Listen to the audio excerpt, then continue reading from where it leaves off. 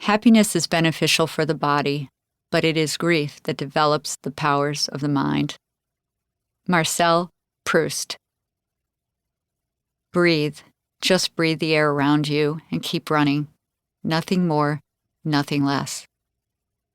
Moments of profound grief are always etched into our souls. I remember every detail of that particular run with my dog, Grace. It was July 2020 in the middle of the global COVID-19 pandemic.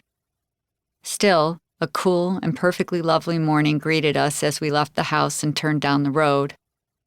Everything along my favorite route looked exactly the same as it had before. Underneath a clear blue sky and a thick canopy of green leaves, fragrant blooms of roses and rhododendrons filled my neighbors' yards just as they always did at this time of year. The world looked beautiful and undisturbed, even though my life had been turned upside down. Since learning about my husband's death on Father's Day, I'd struggled to function. I couldn't sleep. I couldn't eat. I couldn't think. Even now, several weeks later, as I tried to run for the first time, I still couldn't fully accept the reality that Ron was gone. Even Grace knew something was terribly wrong. Her normal tail wagging as she ran by my side was replaced by worried glances. She never liked to see me cry, but still we ran, one foot in front of the other.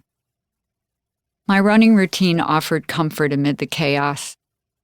1,000 emotions and questions collided in my brain, and the ache in my chest was physical. Many years earlier, my beloved grandfather had died suddenly on Father's Day, too. Was this some cruel joke the universe was playing on me? I stopped on the side of the road, breathing hard. I bent over, put my hands on my knees, and sobbed. Grace whimpered and pulled on the leash, as if to say, "Don't stop." I'd overcome a lot in my life, but grieving for Ron that morning on the side of the road, I could summon nothing from my past. No strength or lesson from my life experiences. I simply collapsed and gave myself the necessary space to swim in my sorrow. I told myself that later I would try to be grateful for the many years I'd shared with him. Later, I would try to have faith that there were divine reasons for this tragedy, even if I would never fully understand them. As Grace and I walked up the driveway to our home, my face blotchy and swollen, I clung to these simple hopes. As anyone who has lost a loved one can attest, it's an out-of-body experience. I was a complete wreck in the months that followed.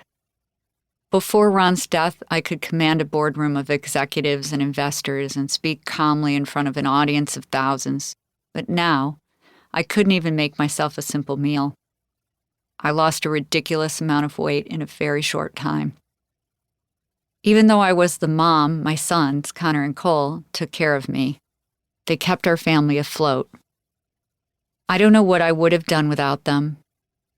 Every night, Cole brought a hot cup of herbal tea into my bedroom and watched Netflix with me until I fell asleep. Meanwhile, down in the kitchen, Connor was taking care of all of the paperwork and arrangements around his dad's death. Even though I was named the executor, Connor did all the work. The COVID-19 lockdown brought an unusual blessing.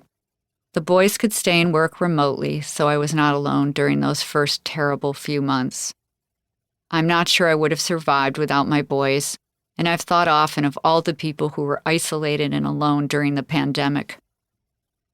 When the first crisp mornings of September rolled in, Cole finally had to head back to his job in Los Angeles and Connor to his home in upstate New York.